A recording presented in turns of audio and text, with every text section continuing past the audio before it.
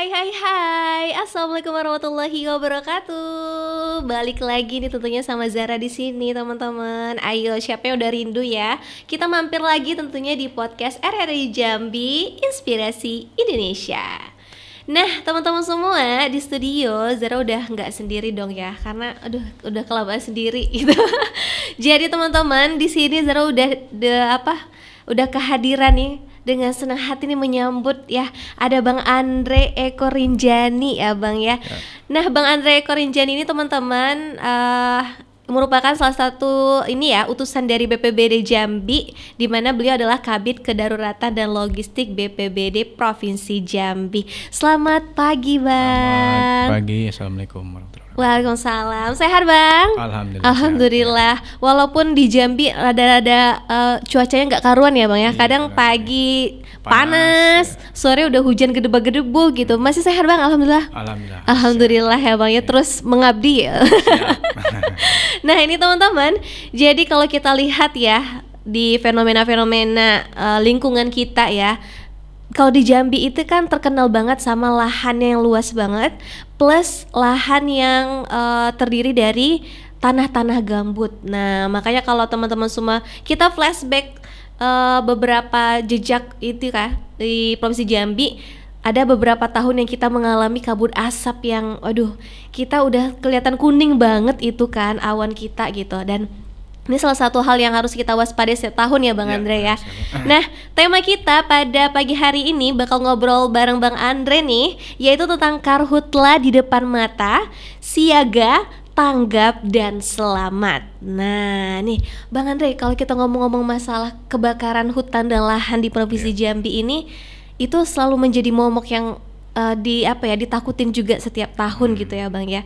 Tapi kalau ngomong-ngomong gimana sih Bang mengenai perkembangan nih, mengenai lahan yang terbakar? Kalau kita lihat dari media-media yang ada lumayan banyak gitu ya Bang ya. Gimana sih kalau kondisi terkininya gini Bang? Baik, mungkin kami sedikit update terkait dengan luasan ya, luasan kebakaran. Ini kami sampaikan dari tanggal 1 Januari sampai dengan 3 Agustus 2025 terakhir kemarin.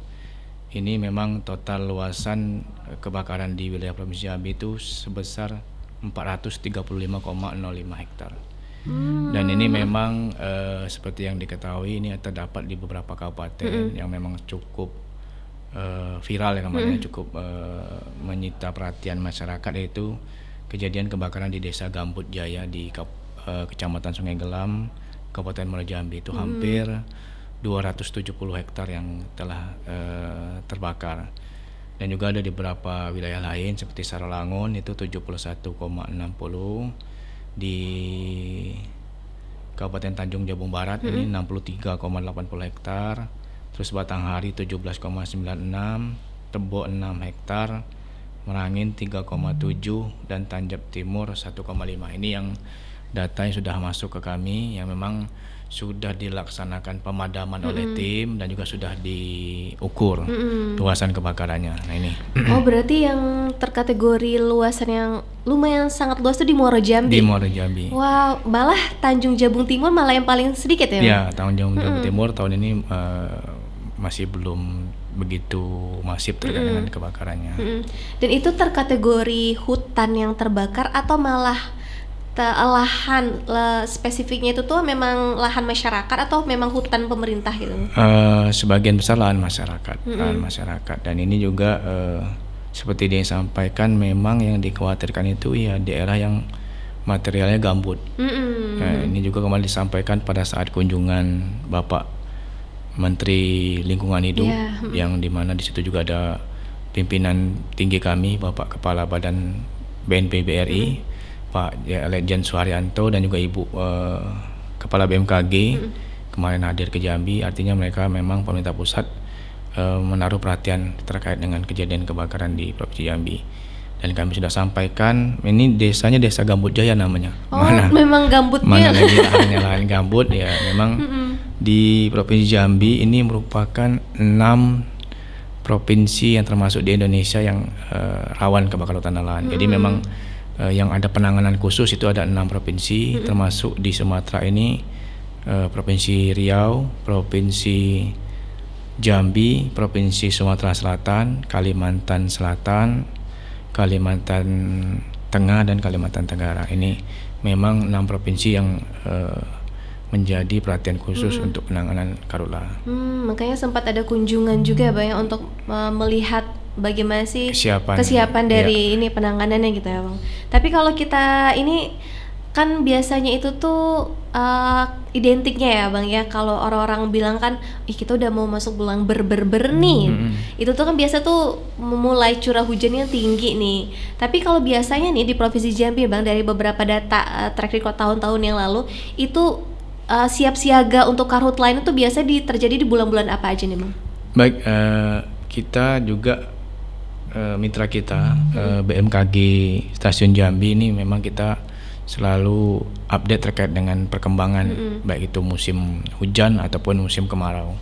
Memang paradigmanya terkait dengan cuaca sekarang sudah tidak bisa lagi kita patokin ya bulan ber ini udah masuk. Tapi memang selama berapa tahun ini kalau kita lihat data, memang dari mulai April sampai Mei itu udah mulai masuk ke musim kemarau. Nah, mungkin nanti puncaknya bisa di bulan Juni, Juli. Nah, di Provinsi Jambi ini di tahun ini diprediksi oleh BMKG itu bulan Juli ini merupakan puncak musim kemarau.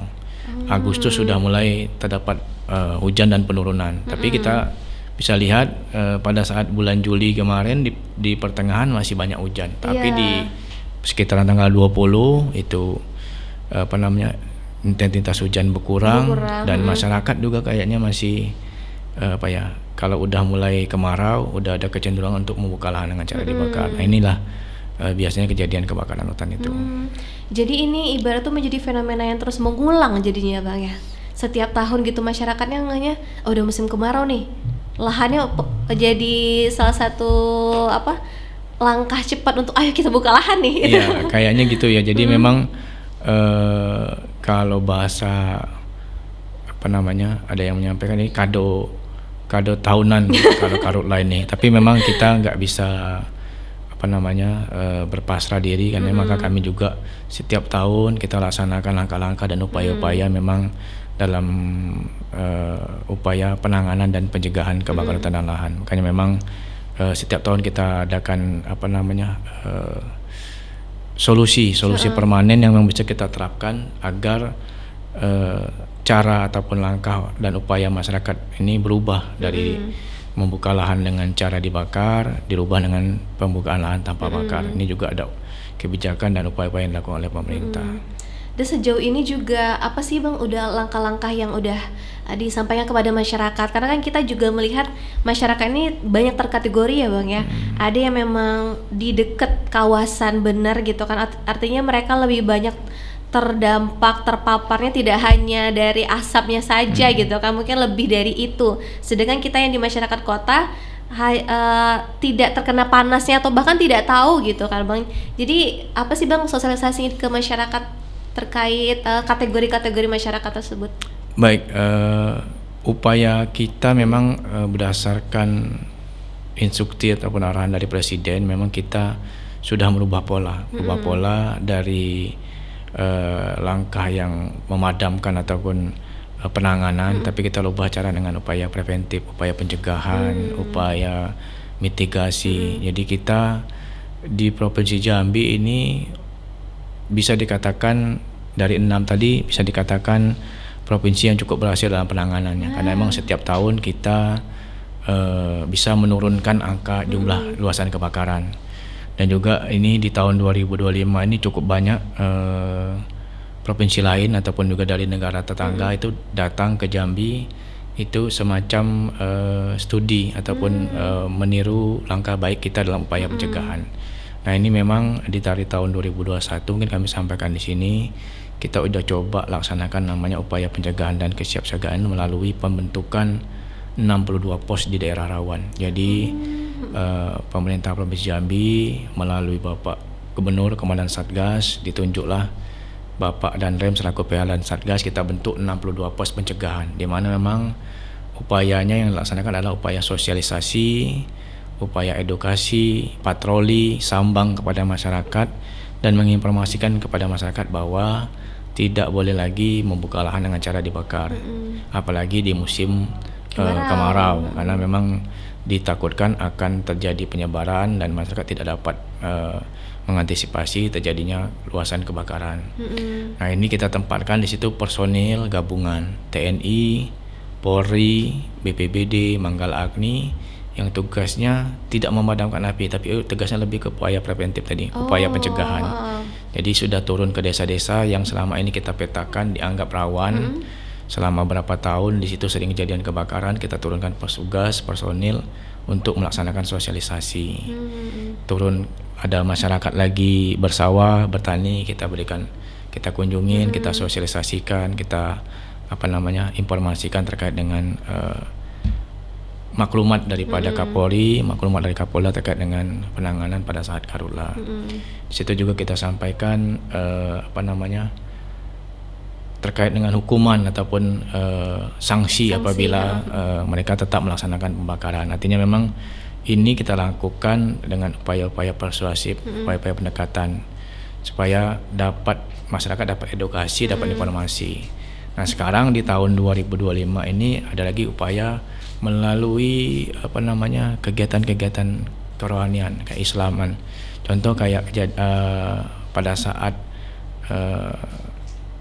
khutbah Jumat ini kita dekatin juga dengan khotibnya supaya kita sampaikan untuk menyelipkan adanya informasi terkait dengan kondisi kemarau dan juga kondisi upaya-upaya pencegahan terkait dengan kebakaran hutan lahan di wilayah Provinsi Jambi. Ini sudah kita coba untuk tahun ini kita laksanakan. Oh, jadi ada pembaruan gitu ya Bang ya? Kayak upgrade lah gitu ya? Iya. Jadi memang ini dari 2021 sampai dengan 2024 ini cukup efektif. Wilayah-wilayah yang kita laksanakan patroli dan sosialisasi ini terdapat penurunan, bahkan tidak ada kejadian kebakaran di situ. Dan juga ini ada satu lagi yang juga kemarin cukup menjadi perhatian pemerintah pusat, dalam hal ini Kementerian Menteri Lingkungan Hidup, Kepala BNPB dan Kepala BMKG, adanya kebijakan ataupun program dari Bapak Gubernur terkait dengan pembukaan lahan tanpa bakar, di mana memang masyarakat yang ingin membuka lahan itu bisa dibantu oleh pemerintah, dalam hal ini Dinas Perkebunan, untuk membuka lahan menggunakan alat berat. Tapi memang ini kondisinya memang setiap tahun itu kan anggaran juga terbatas, tapi tidak semua bisa kita akomodir. Tapi memang kita lihat kondisi di wilayah-wilayah yang memang kita anggap ini cukup penting untuk dibantu. Ini akan dilaksanakan program Bapak Gubernur, yaitu pembukaan lahan tanpa bakar. Wah, jadi nih informasi juga ya Bang ya buat teman-teman yang juga punya lahan nih ya kan. Jadi seringkali untuk mempercepat dan menekan biaya ininya ya, pembukaan lahannya itu tuh seringkali langsung dibakar. Nah, tapi teman-teman juga bisa mengajukan aja kali ya, ini menjadi salah satu titik yang bisa dibantu oleh pemerintah melalui tadi adanya Dinas Perkebunan. Jadi bisa dibantu untuk alat berat. Dan jadi teman-teman jadi boleh jadi referensi lagi nih ya. Jadi nggak ada alasan lagi sebenarnya buat pembukaan lahan secara masif banget untuk dibakar, apalagi di musim kemarau, karena dari BNPB juga udah memberikan sosialisasi bahkan jauh sebelum adanya potensi untuk kebakaran lahan. Nah, kalau ngomong-ngomong masalah pengalaman ya Bang ya, kadang kan kita ngelihat ada beberapa video-video yang viral juga tentang satwa-satwa juga dari kebakaran-kebakaran seperti itu. Kalau Abang sendiri melihat tantangan terbesar nih Bang, ketika di lapangan dalam menangani kebakaran hutan yang terjadi, apalagi di lahan gambut nih ya Bang. Kalau dari POV Abang, gimana sih Bang tantangan terbesarnya ketika di lapangan? Baik, pemerintah Provinsi Jambi ini kan kita tidak punya wilayah, tapi kita membackup kawan-kawan dari kabupaten kota. Memang ada beberapa kejadian kita memang dalam hal ini petugas baik itu TRC BPBD Provinsi Jambi membantu rekan-rekan satgas di kabupaten kota. Tantangan yang paling ini pada saat kejadian kebakaran, kita sudah sampai di lokasi. Yang pertama menuju lokasinya, menuju lokasi itu sulit karena memang wilayah-wilayah kebakaran ini kan belum ada akses. Ya, biasanya lebih ke dalam banget gitu ya Bang di ya. daerah pedalaman, terus tidak adanya akses untuk menuju lokasi. Kita punya peralatan, kita bawa peralatan melalui kendaraan roda 4, tapi kita tidak bisa menjangkau lokasi. Kalaupun bisa menjangkau lokasi itu pakai roda 4 sampai dengan titik yang terakhir, terus kita laksanakan dengan jalan kaki menuju lokasi. Sampai di lokasi, yang kedua lagi kendalanya tidak ada sumber air.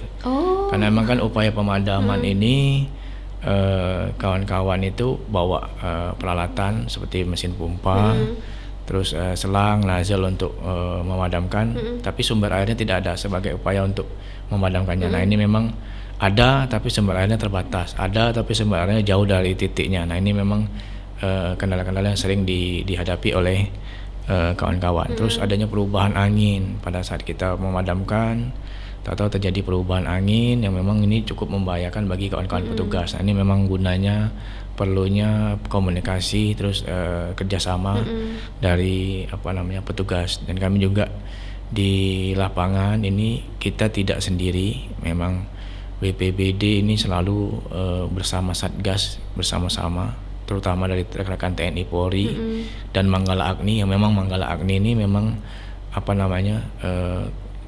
memang khusus untuk konsentrasi untuk pemadaman. Memang tim daripada Manggala Agni memang sudah terlatih juga, sudah cukup berpengalaman dalam hal pemadaman kebakaran. Terus juga ada masyarakat peduli api. Kalau di lokasi juga ada masyarakat, ada kelompok tani yang membantu kita. Terus instansi tertempat seperti dari kecamatan, dari desa yang memang di situ yang mereka tahu persis lokasinya, tahu bagaimana mencapai aksesnya dan tahu kondisi di sana. Nah ini memang dalam hal penanganan kita selalu bersama-sama. Itulah kenapa mungkin kita bisa dianggap berhasil dalam hal penanganan, karena adanya kolaborasi dan juga sinergitas daripada lintas sektor tadi. Memang kita seperti yang dicadangkan tahun lalu itu, kita bukan Superman tapi kita super tim. Artinya memang Provinsi Jambi ini kita tidak bisa sendirian, kita bekerja bersama-sama, karena memang kami ada jargon dulu zaman Pak Doni Morado itu, bencana itu bukan urusan pemerintah saja tapi bencana urusan bersama, di mana melibatkan unsur pentahelik. Makanya kesini-sini sekarang ada, dulu kita lihat di BNPB ini ada segitiga. Segitiga itu pemerintah, masyarakat dan dunia usaha. Tapi sekarang sudah pentahelix. Di situ ada akademisi dan juga media yang selalu membantu kita dalam hal penanganan kebencanaan. Akademisi terkait dengan apa? Terkait dengan perumusan mereka, penelitian mereka, pembuatan kajian risiko bencana. Nah, akademisi terkait dengan pemberitaan. Kayak di RRI kita sudah sering, kami dari BPBD sudah sering diundang dalam dialog kentongan. Nah ini juga sekarang ada lagi podcast terkait dengan, memang ini keterlibatan media cukup membantu kami dalam hal penanganan. Nah tapi Bang, ini uniknya Bang, ketika pengalaman di lapangan ini kan artinya dari seluruh stakeholder pun yang terlibat dalam penanganan ini juga akan melihat kondisi langsung di lapangan ya. Kadang uniknya pertanyaan-pertanyaan masyarakat ini Bang, ini kan lahan di daerah sekitaran mereka. Nah banyak yang orang berpikir bahwa ya siapa lagi kalau bukan orang-orang di sekitar sana gitu, orang-orang yang ya di sekitar sana pasti yang menyebabkannya gitu. Apalagi kemudian naik lagi berita ada ditemukan tersangka, ditetapkan 4 orang tersangka. Dan kalau Abang lihat nih Bang dari pengalaman tuh, emangnya kan jatuhnya masyarakat terdekat lah yang terdampak, sangat-sangat terdampak dengan kebakaran ini. Tapi kok mereka juga yang menyebabkan? Emang benerkah opini seperti itu gitu Bang, kalau di lapangannya ini? Kalau secara keseluruhan tuh enggak juga. Jadi memang banyak faktor yang menyebabkan. Kalau dari berdasarkan penelitian yang sudah ada itu memang 99% itu penyebab kejadian kebakaran itu adalah oleh manusia. 1% yang cuman oleh faktor alam. Nah ini cuman dia memang tidak semuanya ada unsur kesengajaan. Ada memang masyarakat ini tadi saya sampaikan berpikir ini sudah mulai masuk musim kemarau, berapa hari tidak hujan, dia buka lahan, dianggap ini kan lahannya sudah lahan kecil aja, sudah kita coba untuk buka lahan bakar. Masih cenderung pemikirannya masih tradisional bahwa membuka lahan dengan cara dibakar, setelah dibakar di lahan itu akan menjadi subur. Itu yang pertama. Yang kedua memang tadi saya bilang mereka menganggap ini tidak begitu besar, mereka tidak sadar bahwa ini akan menyebar, ternyata besar dan juga mereka tidak bisa lagi mengantisipasinya. Yang kedua juga mungkin ada oknum yang memang sengaja membuka lahan dengan upaya mereka bisa nanti setelah dibuka ya adanya aspek yang memang membuat mereka tergiur untuk membuka lahan karena memang unsur ekonomi juga, karena dia mungkin melihat orang-orang yang sudah berkebun, terutama lagi perkebunan sawit ini, dia lihat mungkin berhasil, mungkin ingin mencoba juga, dan juga nih karena memang tadi dilarang, ya coba secara sembunyi-sembunyi. Nah, ternyata memang tidak terkendali lagi, apinya menjadi besar, menjadi kebakaran hutan dan lahan. Nah itu mungkin yang selama ini, dan juga faktor lain mungkin kejadian ketidaktahuan ya, contoh makanya memang di setiap kejadian musim kemarau ini banyak kebijakan-kebijakan pemerintah kabupaten yang diterapkan. Contohnya larangan untuk memancing, larangan untuk mencari mencari madu, larangan untuk mencari ikan di hutan, karena memang mereka rata-rata melaksanakan kegiatan merokok, tidak sengaja buang puntungnya ke lahan yang memang mudah terbakar. Nah ini memang itulah mungkin yang kami selama ini dapat informasi terkait dengan faktor-faktor penyebab. Kalau dari ini Bang, pengalaman sejauh ini ya Bang, berkecimpung di dunia karhutla ini kan Bang, ada nggak sih pengalaman Abang dan tim tadi kan selaku super tim tadi sama-sama memadamkan api, tapi ada pengalaman yang berkesan banget selama pemadaman itu, entah karena sulitnya kah atau karena menemukan banyak satwa yang akhirnya ikut terbakar, atau juga ada pengalaman yang lainnya gitu Bang? Ya kalau satwa memang kami beberapa kali, mungkin nanti saya bisa tunjukkan fotonya, itu beberapa kali kami pada saat kita pemadaman, setelah berhasil memadamkan kita telusuri lagi di situ banyak juga hewan seperti ular yang memang ikut terbakar di situ, ular yang cukup ukuran cukup besar. Dan mungkin kalau pengalaman memang ini mungkin tahun lalu kita memadamkan tuh di daerah Catur Rahayu. Itu memang disebut HLG Londrang, hutan lindung gambut Londrang. Nah itu memang terdapat di 2 kabupaten, yang dimana itu Kabupaten Muara Jambi dan juga Kabupaten Tanjung Jabung Timur. Nah itu yang seperti saya sampaikan, kelalaian masyarakat dalam hal membuka lahan, mereka tinggalkan, mereka anggap ini tidak berbahaya, besok paginya udah besar dan tidak bisa ditangani karena daerahnya daerah gambut. Nah kami di situ selama hampir 3 minggu kita bersama dengan melaksanakan pemadaman bersama dengan tim TNI, Polri, BPBD, Manggala Agni, bahkan Manggala Agni kemarin dapat bantuan dari Manggala Agni Tebo karena memang kekurangan personil. Kami juga dari kawan-kawan, saking besarnya kebakaran itu ya Bang? Dari kawan-kawan TNI dari kawan-kawan BPBD Kabupaten Muara Jambi dan Tanjung Jabung Timur bergabung. Kita selama 3 minggu memang kita upayanya supaya tidak meluas lagi. Dan alhamdulillah itu memang benar kalau di lahan gambut ini yang bisa mengandalkan adalah hujan. Jadi terakhir itu kita cukup kesulitan. Jadi ada salah satu personel kami yang sudah sepuh lah ibaratnya, di azan di lokasi minta bantuan. Sehari besok hujan deras. Alhamdulillah memang seluruhnya kami bersyukur karena memang udah. Jadi 3 minggu itu ganti-gantian aja.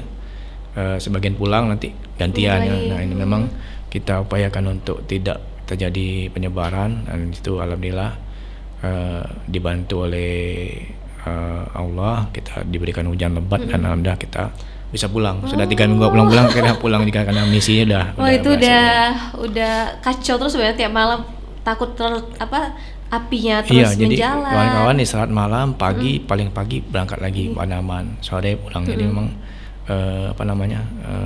lahan gambut ini memang sangat sulit. Kita sudah padamkan, di atas sudah mati apinya, tinggal asap aja, tapi di bawah kita harus terus laksanakan pendinginan. Jadi memang pendinginan itu tanah itu harus dibuat seperti lumpur itu bubur, baru itu bisa dikatakan aman, karena kalau enggak itu masih di atasnya udah mati, di bawahnya masih apinya ada masih baranya hidup. gitu. Ya. Nah ini Bang, kalau ngomong-ngomong ya Bang, kalau kita nih edukasi buat masyarakat setempat atau masyarakat yang berkunjung kah, itu kalau kita melihat ada potensi nih, entah apinya masih kecil atau berpotensi lah menurut para pengamat di sekitar gitu, cara melapornya kemana nih Bang, dan seperti apa sih teknisnya gitu? Iya, memang kita belum ada hotline ataupun nomor telepon pengaduan, tapi memang pada saat kita nyatakan bahwa pemerintah Provinsi Jambi sudah dalam status siaga darurat kebakaran hutan lahan, ini kita bisa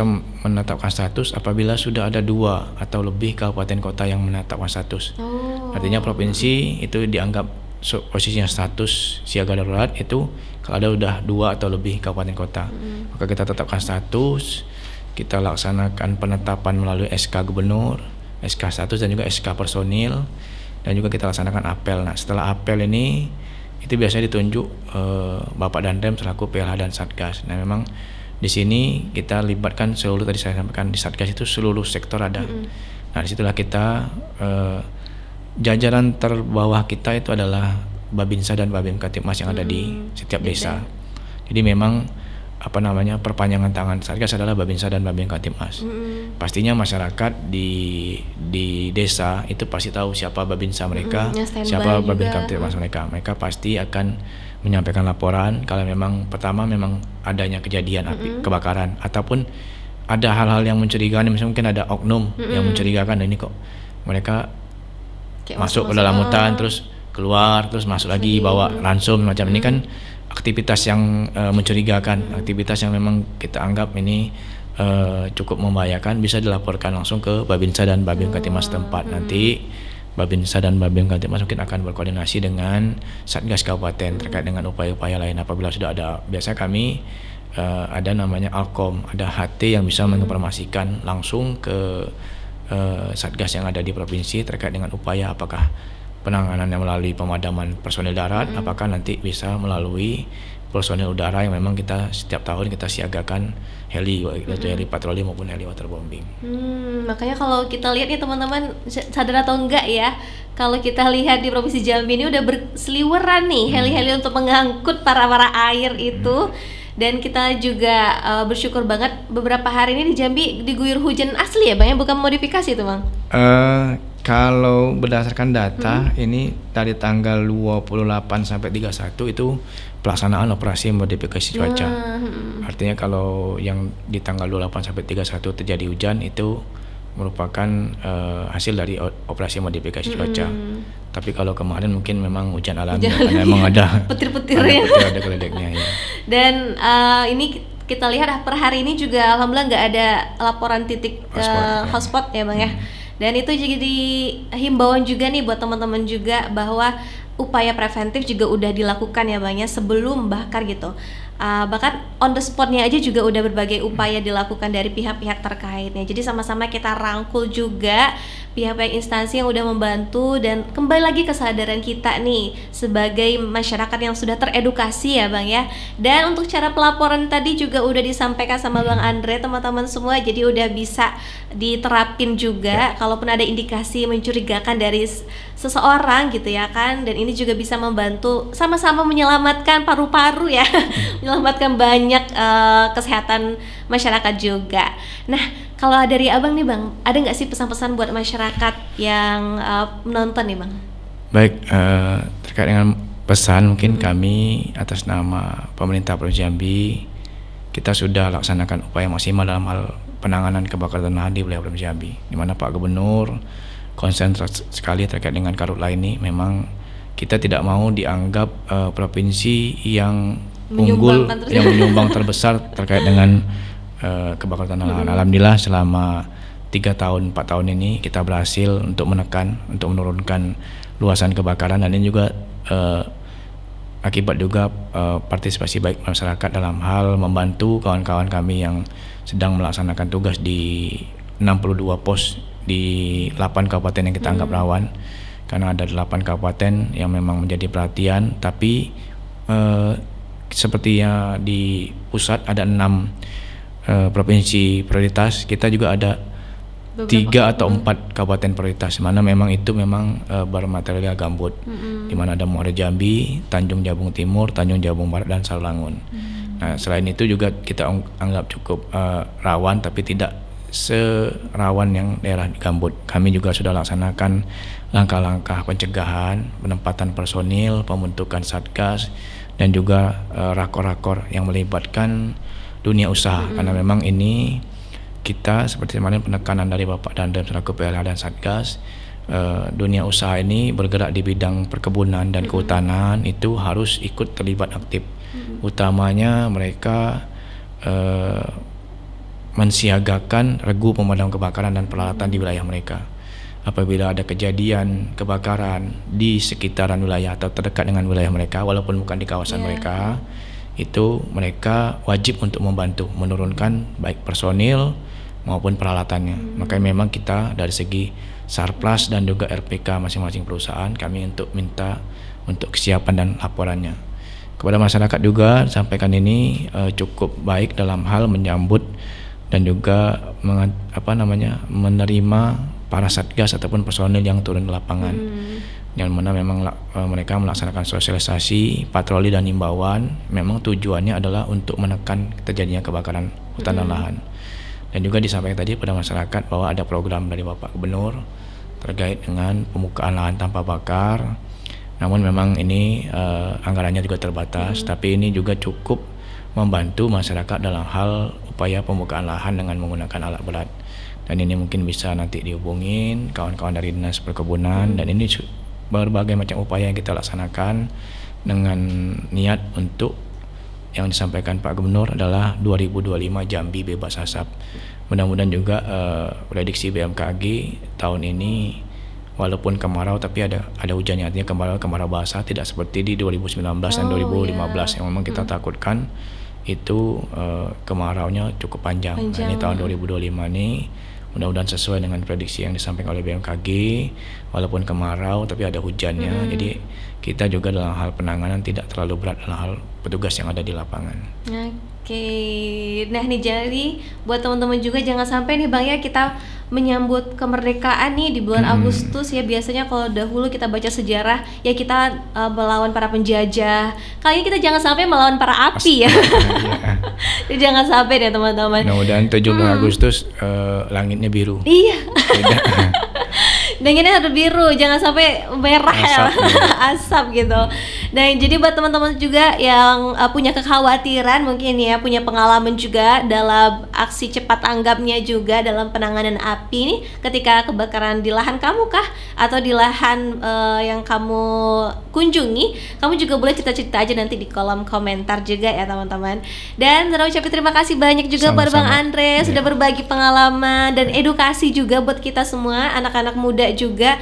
Jadi kita bisa meneruskan ya Bang ya pesan-pesan yang disampaikan, apalagi kalau anak muda udah buat tren, udah buat FYP, udah ini pasti banyak ini ya. Banyak yang viral viral. Jadi semoga kita viralnya aksi cepat tanggapnya, bukan viral-viral yang belum baik ya.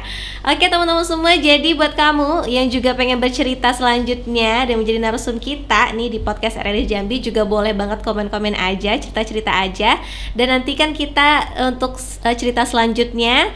Dan ucapin terima kasih juga buat Bang Andre, sehat selalu untuk seluruh tim. Semoga bisa diberikan kemudahan, kekuatan juga dalam menghadapi ini ya Bang ya, segera pala api.